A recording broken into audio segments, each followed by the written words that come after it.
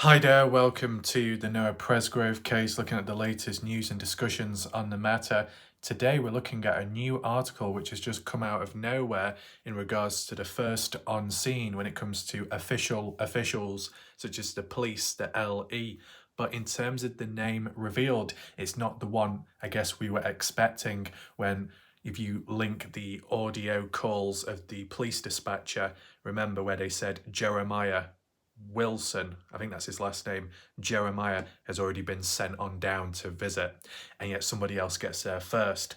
What's that all about? Well, we can try and make sense of the matter today, but make sure to stick around because this video will be of your interest in learning about the situation of the case from another first-hand perspective and viewpoint after the likes of Tyler Hardy, who reported what he saw in like the clothes in the middle of the road. We're seeing it from an actual official today. So make sure to listen along, share your thoughts, opinions in the live chat box on the right hand side of the screen. If you are watching this live premiere, feel free. Welcome to those that are. If you do want to catch up on my previous videos and coverage on this case or other interesting cases out there to do with missing people like Jay Slater, top right corner of the screen right now where you see that eye symbol, hover over it. If you click on it, you'll find the video links as well as the playlist of the Noah Presgrove case which I've covered. Now, at any point in this video, whether you agree, disagree, if there's any key points you notice which I don't or any contradictions, you can leave all your thoughts down below under this video in the comment section. It does help with the engagement and it does help spread awareness regarding these videos in terms of spreading awareness on the case overall. Down below, you'll also find a pinned comment by me with some additional links if you do want to support this channel.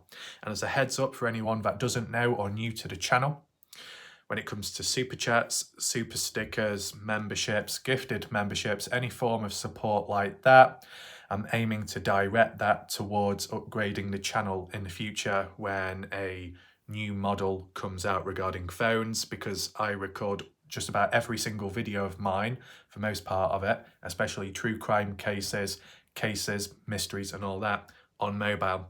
Small, portable device, but capable and very powerful of many things, and it's nice all in one place. That's how I do my videos, that's what I'm doing right now. So hopefully you find this video of interest. We're going to kick things off right away. We're looking at the latest news article. It has been updated since. I don't know if people will pick out any misinformation, but it's important that we look at it, whether it's full-on true information or a few mistakes along the way. We can understand why it's worded like that. And later, be sure to stick around because we'll look at it from the alternative perspective of others out there in the community, such as Reddit, because they reposted it, credit to them, on the Reddit page. And as well, the Noah Presgrove page on Reddit. There's some additional smaller posts which I might need to look at, something to do with Stevie Howard, something to do with Logan, which Caden referenced in his interview. Reward money posters here and there. Lots of small bits and bobs to get along with, but I'll have to do that in separate standalone videos maybe, so it's more focused. Kind of like how this themed one is today. So appreciate your patience. Without further ado, let's begin analysing. Here we are, you can read the title. This is by Daily Mail, so there you go. It is an exclusive once again, like our previous article I read, so that's interesting. First cop to arrive at the chilling scene where Oklahoma teen Noah Presgrove was mysteriously found dead reveals what he saw and new details about the eerie 911 calls. So what are the new details regarding the 911 calls, or is it just a repost of what we heard of when they released the dispatcher calls? Just as a little heads up and catch up, maybe a week ago or so, maybe a bit longer, the 911 dispatcher calls were released, in which out of 3 calls made, only 2 were publicly shown, and the audio. The first caller and the third caller. The third caller, the final one, was Tyler Hardy at 5:53 a.m. September 4th, 2023. And as for the first caller, there's small chances that it could be the semi-truck driver, and that would have been at 5:46 a.m. But the second caller, their identity wasn't revealed, their call wasn't either. So why is that? For privacy reasons? Legal reasons? Did they see more than the other two? But how would that one person see more when they're in between the two guys that did see stuff? Surely things couldn't have turned around or changed that quickly from when one passed by and then the other one followed. Makes you wonder. But we'll get into that later. We need to focus more on this particular cop, this police guy. What did he see when he got there? How much changed compared to what Caden Pressey saw much earlier on at around 5:20 a.m. And just as a heads up there, Caden Pressey, one of the party goers who was notified at 5:15 by the likes of Jack Newton, the best friend to Noah Presgrove. Jack Newton being down at the highway supposedly before 5:15, then at 5:15 making it back to the house to let everybody know about the situation. And that's when Caden and a group of guys decided to go to the highway to see it for themselves. Got there at 5:20, ordered to leave at 5:30. Then, 16 minutes later, that's when the first caller came on by and called in. So how much drastically changed in between those time differences, it makes you wonder. And as a further heads up, I think it actually gives some details as to how many people were on scene. So we'll maybe compare that with the situation Caden was in. So we've got a couple of photos there as usual. Teenager who was mysteriously found dead on a lonely highway, had very little blood around his body despite the horrific injuries. First cop on scene says Noah Presgrove, 19, was wearing only shoes when his body was discovered on a desolate stretch of the US 81 near Terrell, Oklahoma on September 4th. As you see, it claims that Noah was naked, didn't have any shorts on. And to an extent, that's true. But if you dial it back earlier into the morning, around 5:20, as said, when Caden Pressey got there, he witnessed, he saw it for himself and relayed it back to everyone, such as online and in that interview in recent time, confidently saying that Noah was wearing shorts, black shorts. But when the likes of the first and the third caller, much later on, ended up passing by when the others left, they reported Noah as being naked, shorts either by the side of the road or in the middle of the road, which is a bit odd. Nevertheless, after that, the story remained as Noah was found naked. So two different parties of people saw two different positions and outcomes of Noah, his appearance. So something in between must have happened, and supposedly it's been caught on camera as well, but can't be revealed to the general public at this moment. If it will ever be revealed, I don't know. But let's continue reading. That Noah was last seen alive about a mile away at the 4-day, 22nd birthday party with friends over Labor Day weekend that was heavily documented on social media. Saying heavily documented on social media is a bit of an overstatement or exaggeration, because whilst to an extent it might have been documented, there's remnants remaining now compared to what there was originally. Things were deleted, right? And I guess it all depends at what time you were looking at it, because maybe as time's passed by, more things have gone, disappeared, or hidden away. Who knows? Anything can happen, right? Or you could argue and say the opposite's happened. Ever since, more things have resurfaced, been archived. Depends where you've been looking, I guess. So the 22nd birthday party over Labor Day weekend, the birthday girl was Avery Combs, 22 at the time. Avery Combs being the one responsible for buying alcohol.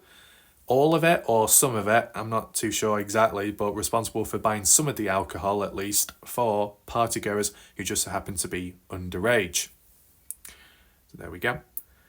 Jefferson County Under Sheriff Jimmy Williams was the first policeman to arrive at the scene after two motorists saw the body and called 911.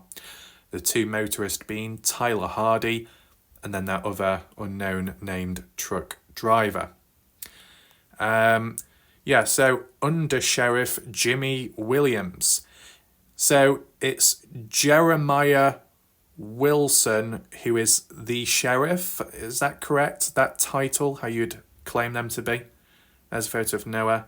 Correct me if I'm wrong, if I'm down below. Apologies about that. Noah Presgrove, yeah. We got the video there. We have seen it before already. Okay, just remnants of the party footage, which mainly seem to show Noah in most of the shots, right? With the exception of, I guess, one of the end clips being Brylan Sweat and the guy called Mikey, who was nicknamed Mike Tyson at the party.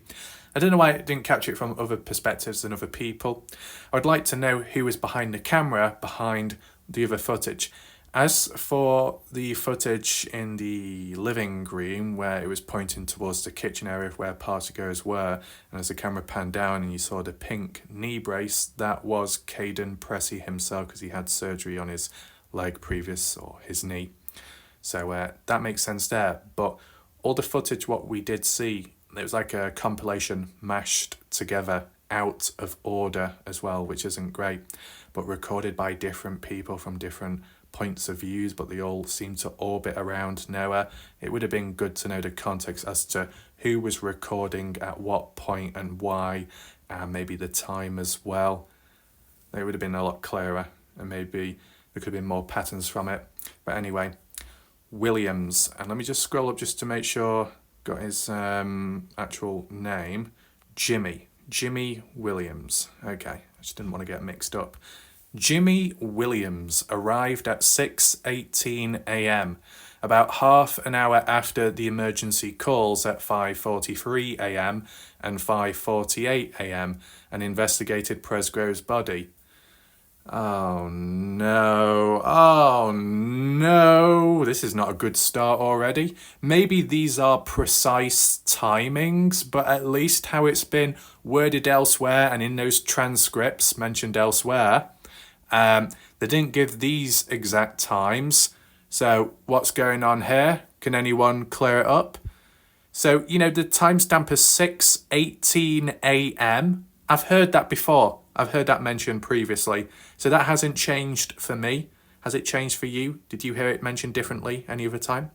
But in terms of the emergency calls, right, the people that actually decided to report it in, even though people prior to that, others didn't bother, 5:43 a.m.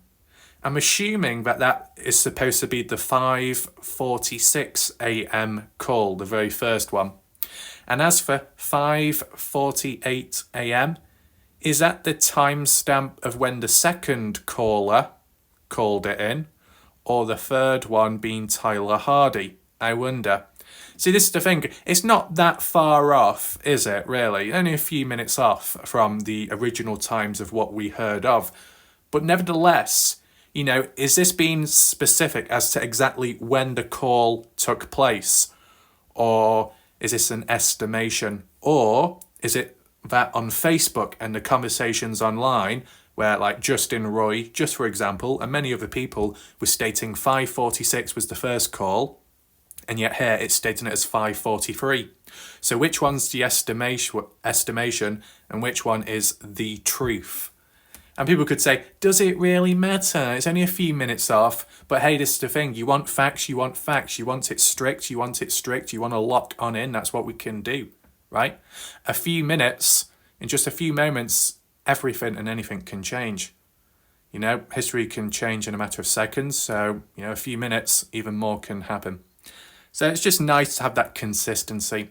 It's like Caden Pressey may have gave the odd timestamp here and there, but it wasn't as consistent as it was in the past. Or just in general, it just didn't correlate to the times other people gave. Maybe by a few minutes out, 10 minutes out, an hour out. It can happen. We don't need to go too deep into that because I know I tried explaining myself previously and not everybody understood, but it is what it is. So we'll just move on with Williams. Jimmy Williams said he only took a brief look before focusing on securing the area, but told Daily Mail there was not enough blood for it to be starkly noticeable. Right, so besides the body, obviously flat on the ground, not enough blood to indicate, oh look, you can see it from a distance, or you can see like a pool of blood or anything like that. Does he believe it's weird then? Does he think it could be elsewhere, the rest of the blood? in quotes, "I didn't observe a lot of blood from what little I was there checking. Once we determined he was in fact dead," I think it's pretty obvious from the get-go, "I was just securing the location," he said. Location secured, how long for? Until, was it ME or whoever came on down to take the body away? Well, into the afternoon, getting close to the evening, 10, 11 hours roughly. I believe that's how it was worded. Noah's body left out there for. Seemed like wasted opportunities, right? Ticking time away, wasted chances and certain opportunities, I'd argue.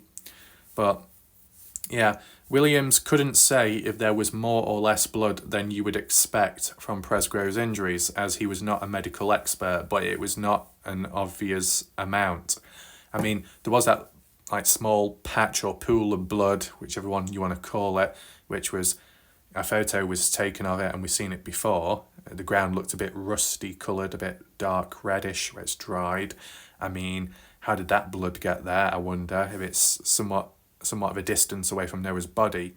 How's like a perfect patch or pool of dried blood in that particular area? What caused the body to land here, but the blood to go over there, and no splatters in between? That's what I find kind of interesting. Does anyone else? Moving on. Williams' observations aligned with Tyler Hardy, the first driver to stop at the scene, Presgrove's best friend Jack Newton and others who said there was very little blood around the teen's body. Is there consistency here? Well, for Tyler Hardy to be labelled as the first driver to stop at the scene, I believe that's mostly correct, but Tyler isn't the first to get there because other people did previously, much earlier on. But in terms of truck drivers that actually passed by or stopped by to call in terms of the order, first caller, name unknown, at least to my knowledge, passed by, made the call in, couldn't stop at the time because cars were behind him, eventually managed to turn around and go back up the road to be able to pull in on the side. But by the time getting there, Tyler Hardy was already parked up. So in the mindset of Tyler Hardy, he thinks he's first on scene and he's first to park up. Fair enough. But kind of realistically, the first caller would have been the first to be there and park there if it wasn't for the cars behind him, I guess. But, you know, they arrived. I think it was Tyler that claimed to have supposedly blocked off the road, literally or partially, such as one of the lanes, I guess. Surely the hazard warning lights would have been turned on, especially with the possible poor visibility out there early hours of the morning where it still would have been dark. The bit about little to no blood, well, just little blood in general, yeah. The possibilities that the rest of the blood could be elsewhere makes you think. One of these former coroners, forensic anthropologists, was stating that it's kind of normal and that the blood that appears to be missing isn't missing. It was just like absorbed into the body or something.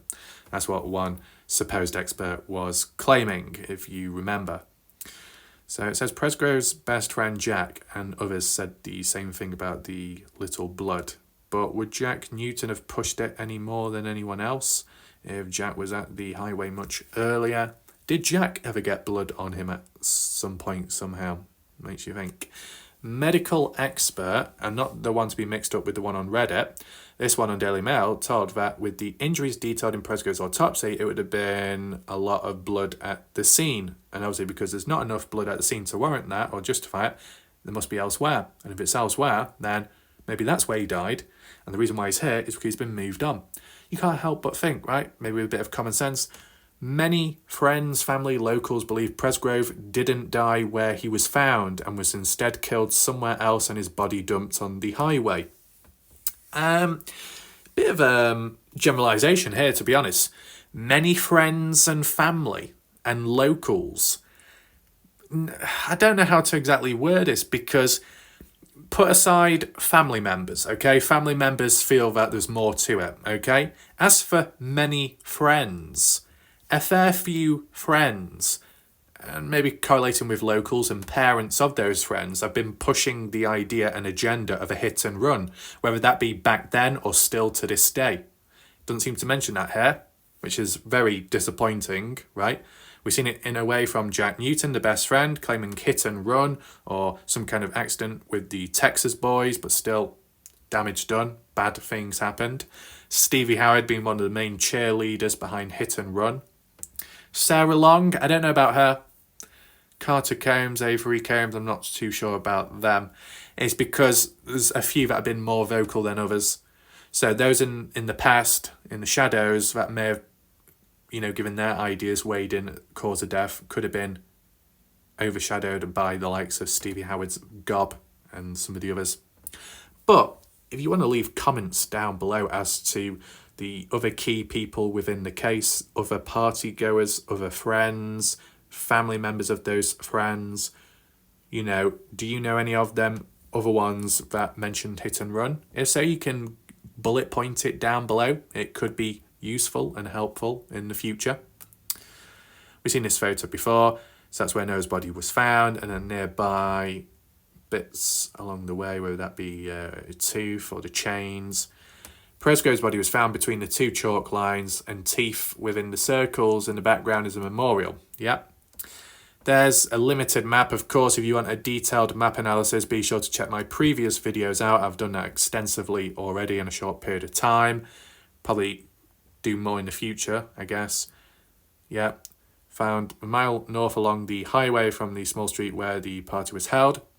Williams, Jimmy's, also said Presgrove was not lying or laying in the fetal position, as some people who saw the body recalled. He was laying somewhat on his side, but I wouldn't say he was in a fetal position. No, he said, saying his legs were straight and his arms not tucked into his body. Right. But this is the thing. At least how Caden Pressey told his account of when he saw things himself when he was there. At 5:20 a.m, much earlier on, right before Jimmy Williams got down there, which was at 6:18 a.m, so you see the big gap. But when Caden got down there, in the recent interview, he recalled saying how Noah's body was kind of on his side, as if you were laying on your side asleep, but his head, neck, was twisted the opposite way, looked twisted, as you'd expect with a broken neck and broken bones within, right? Caden didn't say he was in a fetal position at the time. Caden did say, though, that Noah Presgrove's arms and legs were spread out. Why would they need to be spread out, though? Or somewhat spread? And yet, Jimmy Williams here, the police guy that came on down much later on, said that the legs were straight. So the legs have gone from open to closed. I wonder why. Well, I guess if you're taking shorts off or putting them on, it's easier to have your legs close together than spread out, right? How do you explain it? The physics or just common sense? Because the material, the wider it is, the harder it is to try and get off. The looser and the closer your legs are together, it's better. So if you want to take your trousers, your pants, underwear off, keep your legs closed. That sounds like some kind of dodgy campaign or advert, but whatever. You get the idea. So what it goes to show is, from when Caden saw Noah's body to when the likes of Jimmy Williams saw Noah's body, the position changed. Almost like a mannequin, it changed. But why? Likely because of some kind of foul play, tampering with evidence in between, which Caden didn't see himself, nor did this police guy Jimmy Williams, but supposedly some did who were there. Maybe the odd person that remained there as well, such as Jack Newton. There we go, we've got a bit more stuff here. The under-sheriff, Jimmy Williams, said there were only 5 people at the scene when he arrived, and he was joined by Sheriff Jeremiah Wilson 6 minutes later at 6:24 a.m. So to say that there's only 5 people at the scene, and Jeremiah Wilson, or also known as Jeremiah, I'm guessing 6 people in total, So you got Jeremiah, you've got Jimmy, that's 2. You've got, 2 truck drivers, that's 4. And then who's the 5th one? Jack Newton, who supposedly remained at the scene. That's 5. And then who would be the 6th one? Who would be the 6th person present? You got Jimmy, you got Jeremiah, you got Jack Newton, 2 truck drivers, and who else? Who is that 6th person? Does anyone know? Can't remember off the top of my head. To put it into perspective, when Caden Pressey got there, if I just butt in quickly, I don't know if I'm rushing ahead. Maybe I might be out of sync. So I just want to give a bit of a disclosure. What I'm about to say is I'm not 100% confident with, but you can still let me know your thoughts behind it. So in terms of trying to work out who the 6th person could have been at the scene, is it possible that it was Renee Millan, the mother? Because Caden Pressey said once Renee Millan got down to the house at the party house at 6:30 a.m. that Caden said Renee told him at the time of the party house that she just got back from the highway, the scene. And as it's mentioned here, that even by the time Jeremiah Wilson got there at 6:24, that time is still before 6:30 when Renee Millan got to the party house and told Caden, I just got here from the highway, hanging around for about 30 minutes. So maybe that could explain the 6 people, right? Correct me if I'm wrong, but to my knowledge, possibly Jack Newton, of course, Jeremiah Wilson, how it's mentioned here, Jimmy Williams, 2 truck drivers, and Renee Millan. Who was there originally, though, at 5:20? Originally, at 5:20, earlier on, you had 2 other truck drivers, but other truck drivers who didn't report it into police, which is suspicious. You had Caden Pressey, Isaac Rojas, Brylan Sweat, Mikey, Jack Newton, and I think that's about it. At least 7 people. Out of those 7 people at 5:20 a.m. up to 5:30 a.m. at least, to how it was worded by Caden, they were there. But after 5:30, Caden, Brylan, Mikey, Isaac left, went back to the party house. Jack Newton remained at the scene, which is a bit unusual how he was allowed to stay but the others weren't. But granted, if Jack was there before 5:15 and also came across the truck drivers too, maybe there's a reason why he stayed, to talk things through, to explain the situation, or much more in depth. And then after 5:30, up to 5:46 or 5:43, when that first truck driver came on down and reported no one present there, then Jack Newton and those 2 other original truck drivers made a disappearance act, disappeared from the place. And then at 5:15, not at 5:15, but the next timestamp being at 6:05, when Jack decided to return back to the highway, like for the first time, acting all shocked and surprised. It's a bit of a weird order of things, right? It sounds like Jack Newton was there the most, there and back, compared to the likes of Caden Pressey that was there once, then got back.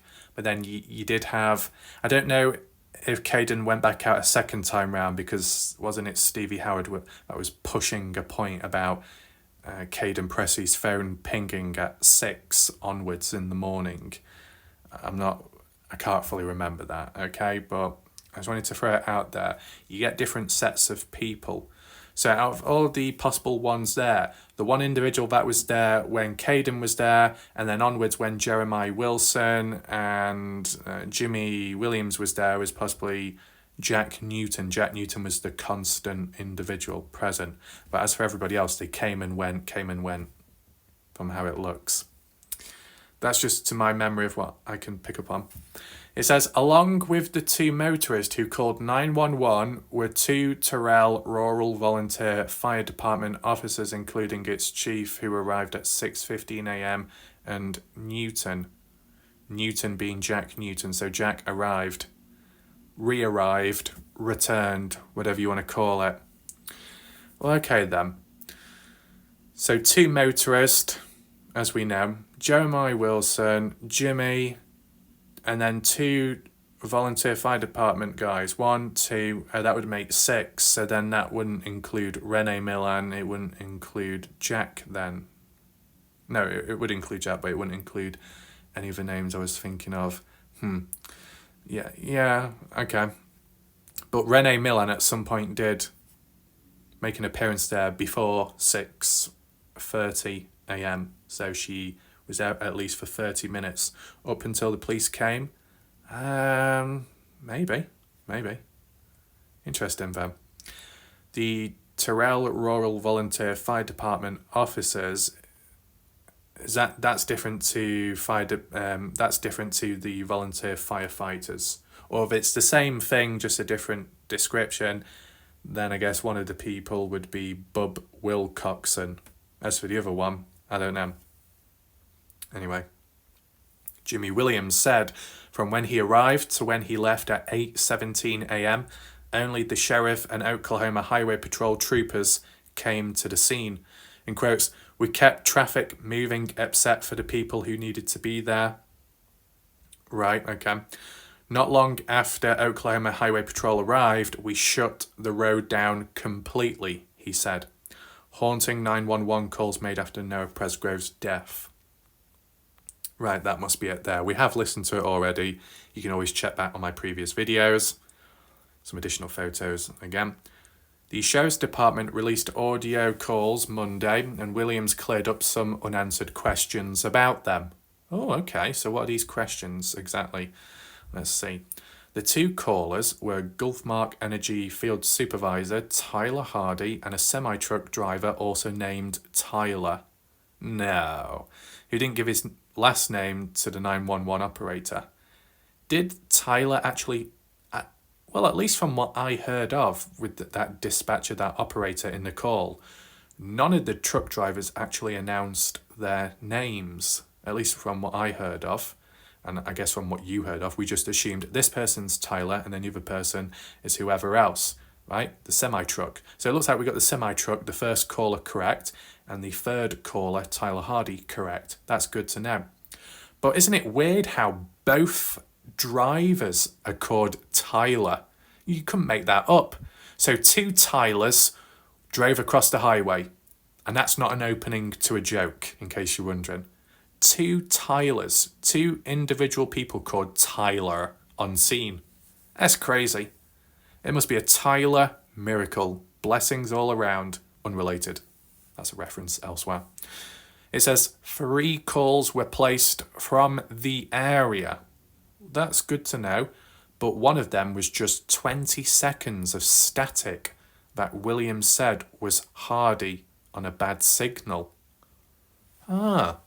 So you saying that Hardy made an attempt at calling just before 5:53 a.m. but after 5:46 a.m. or 5:43 a.m.? Is the 5:48 a.m. call time, which was mentioned higher up, was the one by Tyler when he made his first attempt at calling, but it didn't quite work? Because that's how it seems to be mentioned here, right? One of them just being 20 seconds of static, and Williams said it was Hardy on a bad signal. It just so happens that Jack Newton was told by police that the reason why his phone pinged near to the highway at some point was because of a bad signal, which gives off pings elsewhere where you're not actually at. How true is that? I'm not too sure, but okay, bad signal, you're in a rural area, I can imagine that in a way. I mean, what's your reactions to this? That the second caller was Tyler Hardy. And then the third call, which was a successful one made, was Tyler Hardy as well. Maybe that's why the second caller and the audio from it couldn't be revealed to the public, because it was pointless, because it was just a load of static. It would have been nice if that was disclosed before, but I guess it's been mentioned now. So does that tie up some loose ends? I guess so. In quotes, Tyler Hardy had a bad connection. He had to recall. I confirmed it was the same phone number, he said. Okay, that's good to know.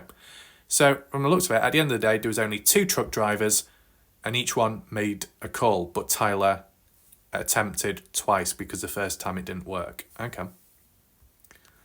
The first call at 5:43 a.m, in which on Facebook it's claimed to be 5:46 a.m, but maybe 5:43 is the actual time and 46 was just a rough estimation by the likes of Justin Roy and some other people that made reference to it.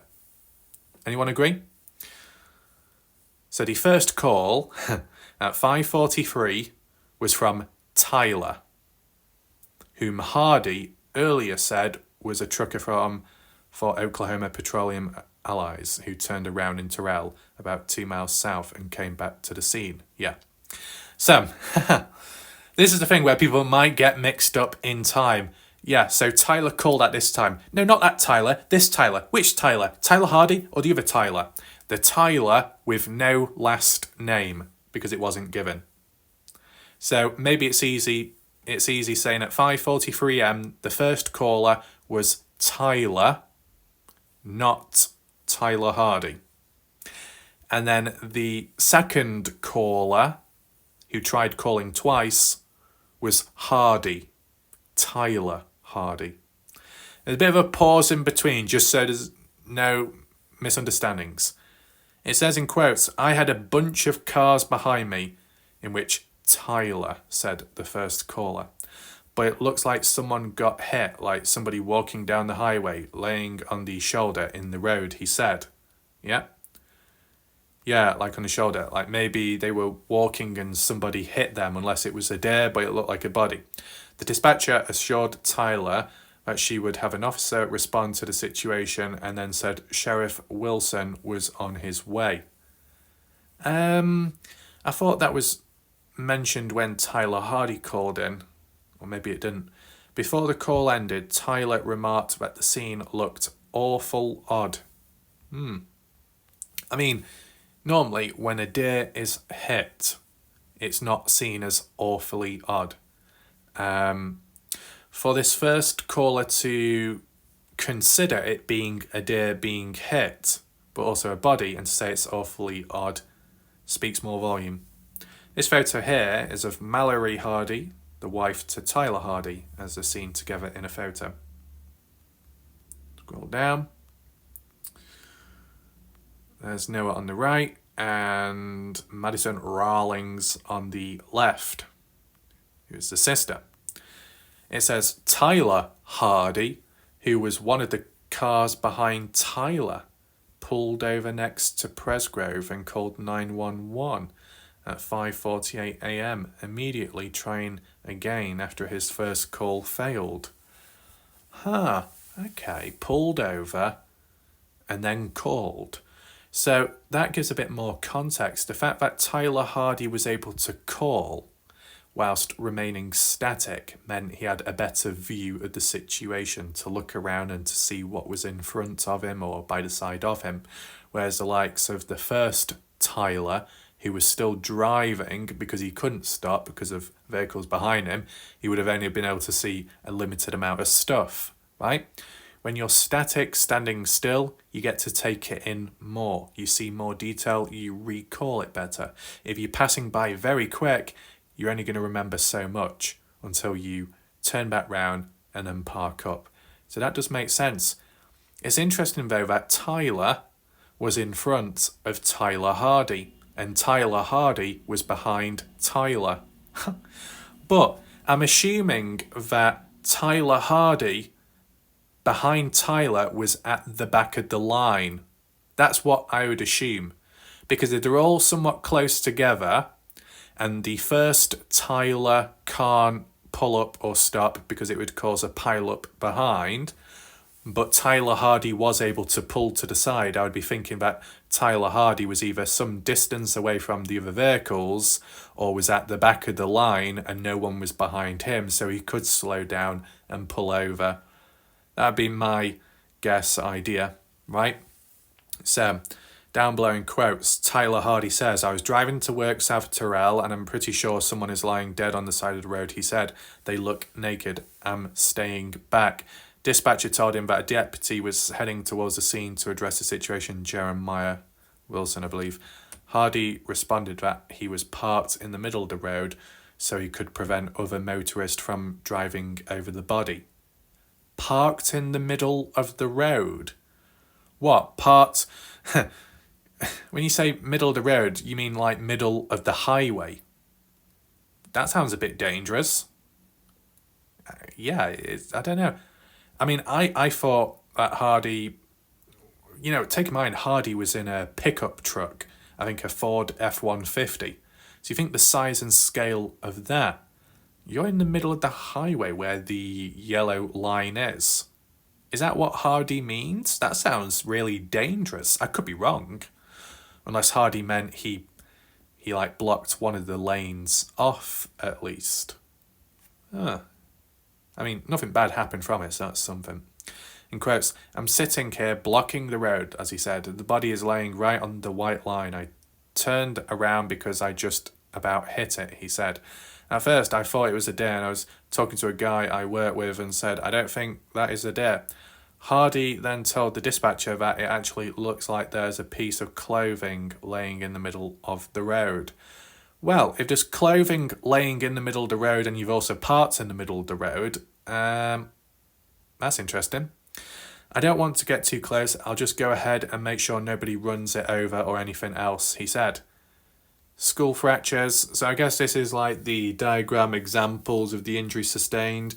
I don't know how detailed it is when you compare it to like the autopsy official documents with all the medical terms, but I guess sometimes visual learning is a lot easier, where it gives the examples where the fractures were located. Left temporalis muscle damage there.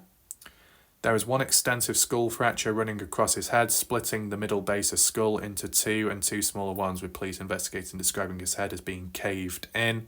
Large fracture is known as the hinge type for its distinctive shape. Presgrove also suffered damage to a muscle on the side of his head, which used for chewing. We have seen this before though, just as a recap. Brain injuries, bleeding above the skull and under the skull there. All down. Bleeding around the brain, damage to brain tissue, left cerebellum, deep into brainstem, left temporal lobe.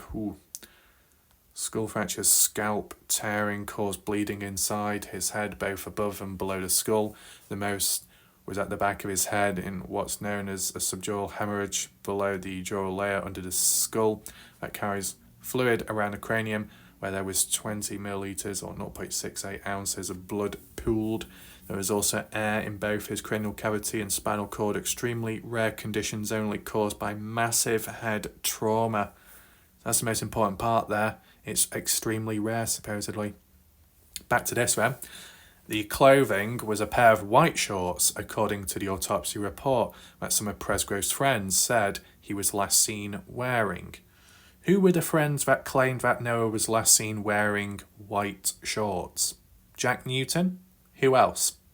Caden Pressey, though, said Noah was wearing black shorts when Caden came across Noah's body for the first time at 5:20 a.m. in the morning. Obviously, things changed after that. They were supposedly removed and replaced with the white ones folded nearby. And then when Tyler got there at 5:53 or so, or just a bit before, the shorts ended up appearing in the middle of the road instead, so they moved in between. How weird. Jimmy Williams, police guy, said, the first on scene, by the time he arrived, the shorts were folded near Presgrove's body, as they were described in the autopsy report. To say that by the time he arrived, the shorts were folded, it makes it sound like that they weren't folded before he got there and that something else happened. It is believed the shorts were retrieved and folded by one of the volunteer firefighters in the few minutes between Hardy's call and Williams arriving to prevent vehicles running them over. Well, that would make sense. But did that volunteer firefighter, whether that be Bob Wilcoxon or somebody else, have the right to pick the shorts up and then move them to the side? Because wouldn't that be seen as contaminating, harming key evidence if you start touching stuff?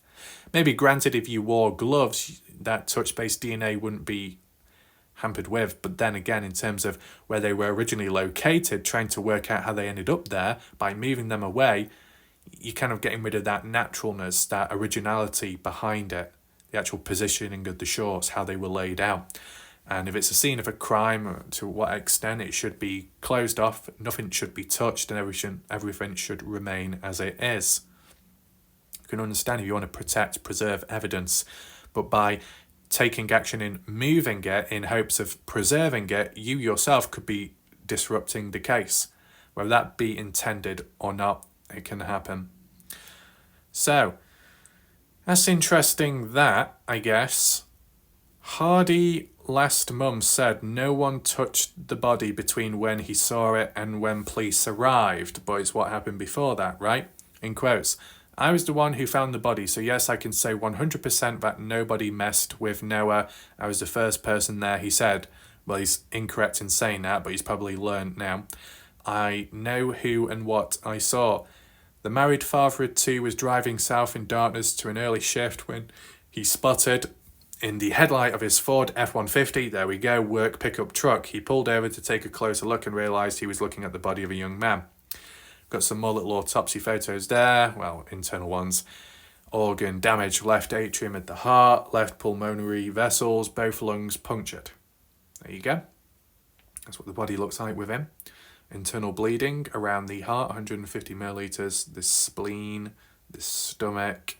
I think, was it the stomach or the intestines in which, was it Jack that said they were coming out of the body or something? That was what was said in the past somewhere. Chest, 700 millilitres on the right, 500 on left, abdomen, 200. Presgrove is believed to have died from massive internal bleeding before his other injuries had a chance to end his life. All up, he lost at least 3.2 pints of blood from 2 punctured lungs, damage to vital organs, extensive tissue damage. A man Presgrove's size has about 12.6 pints of blood and would generally die after losing half of it, though as little as a third can lead to death. Well, there we go. There's a photo of Noah when he was alive. Tyler Hardy said Presgrove's body was laying on its side, totally naked except for mismatched shoes with a pair of shorts laying on the road about 25 feet away. Crucially, Hardy said there was very little blood at the scene despite the teenager's massive upper body injuries, including 3 skull fractures. In quotes, I called it in and so did the other truck driver. We were on the phone with them at the same time, he said. We did not leave the scene until around 10 in the morning on Monday, and nobody was messing with anything. That's because it happened earlier. Less than 10 minutes after both he and the truck driver called 911, Presgrove's best friend Jack Newton arrived. Yeah, he arrived, 6:05 in the morning. So if you say 10 minutes from 5:53 onwards, getting close to 6 in the morning, yeah, that ties in with Jack Newton arriving, which would be seen in the eyes of Tyler as the first time arriving there. But as we've heard, Jack Newton was there at 5:20 a.m. after he returned from the party house to the highway after telling people at the party house about what he saw before 5:15. So from the looks of it, 4 in the morning, around that point, Jack Newton was at the highway. Then at 5:15, went to the party house to let everyone know. Then at 5:20, got back there with the guys from the party house at the highway. And then the others left, and then he left at some point. And then at 6 in the morning onwards, he got back there again. There and back, what the hell's going on? I mean, the first time round, you could understand why he left the highway to get to the house to inform people what's happened. Especially if he doesn't have his phone, if that was intended or not to prevent a phone pinging at the scene much earlier on, that would be extremely convenient for Jack himself.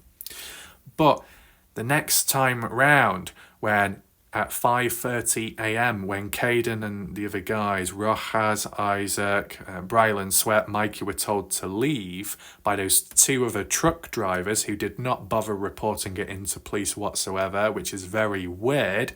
I don't know if Caden was aware of that at the time, nor if he didn't question it, he didn't talk to them, so that's unfortunate there. But what did Jack do with the two truck drivers, and which directions did they go in, and where did Jack go? Back to the party house, I'm guessing. That wasn't directly mentioned by Caden, though. But I don't know if Caden was back at the party house to see Jack return. Probably not.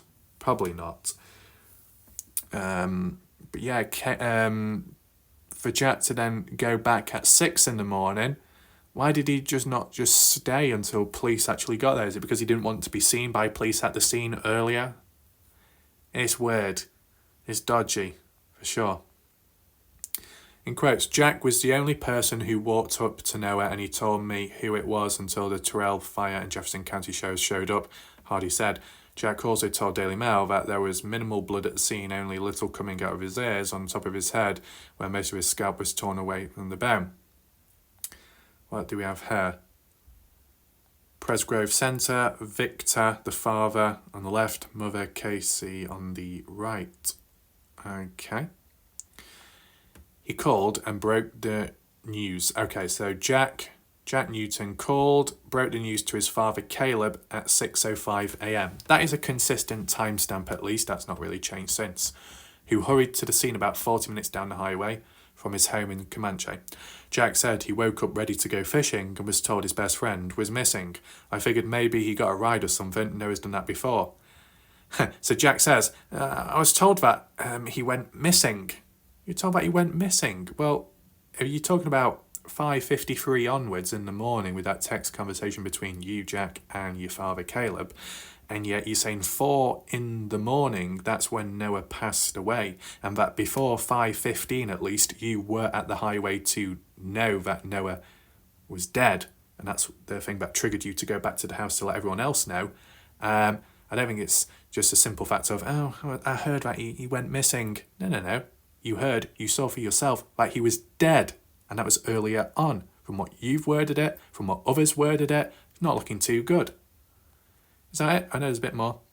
In quotes, he was not one you usually worry about. I wasn't really thinking about it. So that's Jack's opinion of Noah. Does that tie in with Jasmine Milan and Sarah Long's statements of, well, you know what, he would wander off, go missing, and then he'd come back afterwards, wouldn't think much of it? Is that Sam? Jack was supposed to go fishing with his father that day and texted him at 5:53, coincidentally the same time as the 911 call. At least he acknowledged that though, letting him know he was on his way. I'll meet y'all at the lake. Oh, here we go. Y'all has come on back, man. By golly, guys, it's been a long time. Y'all. Can you bring me a hat, please? Someone messed with mine after I went to bed, he wrote. Caleb replied, okay. Yeah, someone messed with his hat. Where did it end up? Will it ever be found? Who knows? Mystery. Jack assumed Presgrove was fine and left for the lake. What? Okay. You think he's fine, but you also heard that he's missing. That doesn't make sense. And of course, with what Jack already knew earlier on, it wouldn't make sense at all. Anyway, driving north until he saw the semi-trailer and pick up by the side. So, if all those other dodgy timestamps never existed and Jack was never there earlier on, even though it comes across as he actually was, if none of that happened and he only got to the highway 6 in the morning onwards when he was supposed to be going fishing, that would definitely make Jack look more innocent. But that's in an ideal world. It's not the case in reality though, is it? Anyway. We got the little screenshots as we've seen here. Conversation between Jack and the father Caleb. Anyway, so cheap. Dang. 5:53. I'll meet y'all at the lake. Can you bring me a hat, please? Okay, someone messed with mine. We've seen that. There's a little bit more proof there to look back on. Oklahoma Chief Medical Examiner Leonardo Raquero ruled Presgrove died of multiple blunt force injuries. And how he got them, undetermined. Autopsy released May 13th. Yeah, we've seen all that, right? Extensive skull fracture, we've seen all that. Drawing, black ink, stick figure, supposedly a tattoo, that then. In terms of all the writing on his body, were all noted, cleaned off. Shorts he was wearing were undamaged. Well, of course they'd be undamaged. They'd been replaced. You know, the black ones, which were, or may have been somewhat damaged, were replaced with fresh ones, of course. Grazes on buttocks, slip-on shoes, mismatched, and debris lodged in them, which was grass, as it mentions in the autopsy. Presgrove's blood alcohol 0.14, but no drugs in the system. A rape kit was done, and there was no findings there either. Let's see what else. Confronting photos of chalk outline showed his teeth were found scattered across the highway. Scattered across the highway sounds a bit of an exaggeration in my opinion. Leaked text messages and unearthed social media comments from Presgrove's friends revealed conflicting accounts of the teen's final hours. Ruffso's events that emerged that after the 2 nights of particularly heavy partying, Presgrove and several others took ATV for a drunken spin and flipped it. So we've seen this old stuff before, Jack Newton. He wasn't beat up. You know, I loved him more than anyone and I want justice for him. So bad he deserved it, but so bad he deserved it. I think that's probably poorly worded that. But I'm really still thinking it had something to do with hit and run. What about him being in the shower? So according to everyone that was awake, all close friends said that he wrecked my side-by-side. SXS equals side-by-side, in case you were wondering. I had there around 3. Super dirty and super drunk, so a couple of girls helped him into the shower. And when he got out, he wanted to sleep in the one girl's bed, and she had said no, so that upset him, and he walked off. Yeah, we've heard those things before. No one was hurt. Yeah, seen that. And that's pretty much it for that. So after reading that, it was kind of interesting. It provided a different perspective from another police guy besides Jeremiah, in which this guy, Jimmy Williams, was there first. Yet the person to be dispatched first was Jeremiah. So I don't know how one who's dispatched a little bit later got there first before the one that was dispatched first. But then again, depends where they're exactly located, maybe. Or if one was in the queue and the other one wasn't. But traffic-wise, it shouldn't be that busy at that time. Nevertheless, let's look at some of the reactions on Reddit. So this was posted by Be Kind 17 hours ago, but we go to the comments section specifically for this. Do newest, so we see as many as possible. Take in mind, people will react to this at a later point, so not all comments will show up at this moment in time because it's recorded earlier. Cheap says, thank you, the post. Actual says, guys, it takes a while to build a case. FBI is involved. Have little faith one of them will break. Okay. Cars. What I'm confused about is supposedly Jack Newton was at the scene / knew Noah was dead at 5:15. Well, actually before 5:15, supposedly as early as 4 in the morning, because Jack told Justin Roy that, and Justin Roy's got a screenshot of that, so much earlier than you think. That is super shady. If he was planning on going fishing regardless and doesn't say anything in between to his dad about it up until 6:05, yeah, it does sound a bit odd. I changed the words in terms of what Cars was getting at here because I was going off on my own ideas. Oops. I don't see anyone talking about this. Well, Carson... not Cars, Carson. Well, Carson, you might need to check my channel out because I have been talking about this extensively. Okay? Extensively. Be Kind says, all makes sense if you assume they're trying to support an alibi using text messages. What I don't understand is why Jack went back to the party house and told his friends Noah was fed, and then they all went to see the body. I can't figure out why he would do that. So you can't understand why Jack, who was at the scene much earlier, then went to the party house to announce it to those who were unaware. Is it because you're expecting Jack to use his phone at the highway to communicate with those at the party house? But then wouldn't that incriminate Jack more, considering he didn't talk or call it in earlier? Only it took like an hour or more for the likes of Tyler Hardy and the other Tyler, who were strangers, to actually report it in themselves. And yet the best friend Jack made no attempt in calling much earlier, considering he was one of the first, if not the ones there before the rest. But this is the thing. it would have been very convenient, whether it be planned or not, for Jack to have his phone back at the party house, but for him to be along the highway. So his phone doesn't ping over there, but he can still let other people know about it afterwards. But, you know, at the end of the day, it still would have been publicised, unless Jack wasn't anticipating that. I wonder. Take in mind, not everybody's going to have their phone on him at all times. I mean, in defence of Caden Pressey, who supposedly his phone didn't ping at that time when he claimed, at 5:20, it's probably because he was in a rush. He left his phone back at the party house. You know, you just suddenly heard bad news, really bad news. That's all you're going to be thinking about. As for everything else around you, you probably neglect at that moment. So it's very understandable there. The reasoning, though, as to why Jack was down the highway much earlier is kind of unknown. But as I said, for Jack not to have his phone with him at the time could be convenient for him in some way.